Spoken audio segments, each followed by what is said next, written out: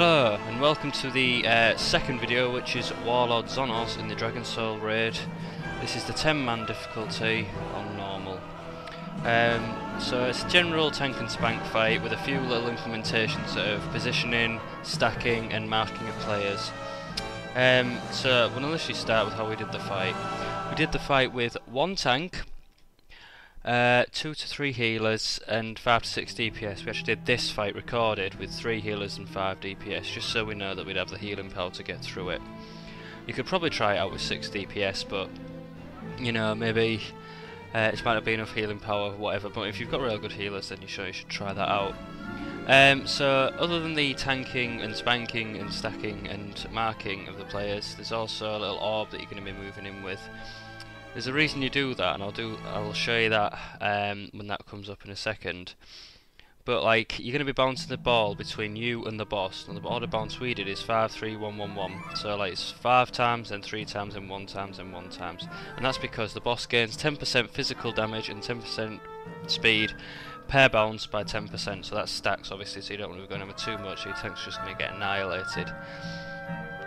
Okay, after that, you resume your positions and then just rinse repeat of that, and that's all it is in this fight. Though, when you come to positioning, tank and DPS need to be aware of physical drain, or psychic drain should I say, as he takes damage off all the players in a frontal cone and also heals himself for 10 times the amount, so you obviously just want the tank in front and maybe DPS very much behind.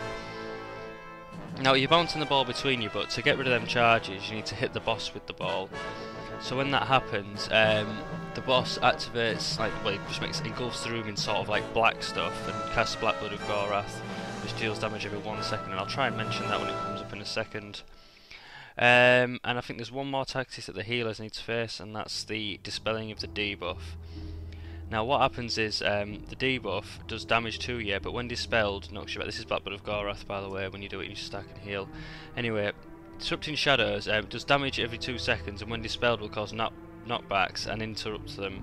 So you need to be careful that you're making sure you're not dispelling healers that are trying to heal themselves or whatever and interrupting it. And other than that, I say just rinse repeat of that until about 20%. Anyway, I believe it's got a 5 second 30 enrage timer. Anyway, so enjoy the rest of the video until 20%. In a bit.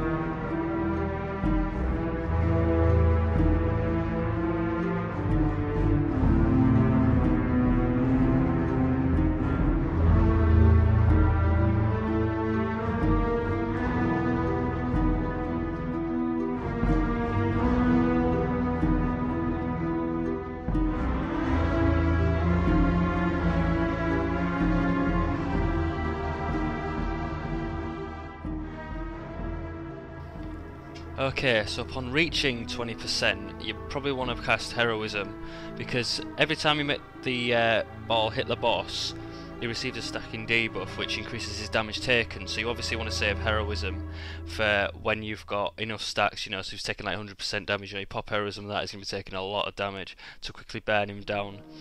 Remember to keep implementing your tactics, you know, don't fall loose just because you're near a kill, you know. Once your thing's reciprocated, or once the Black Blood of Gorath reciprocated, move back to positions, you know, you don't want to jinx it or anything like that, do you?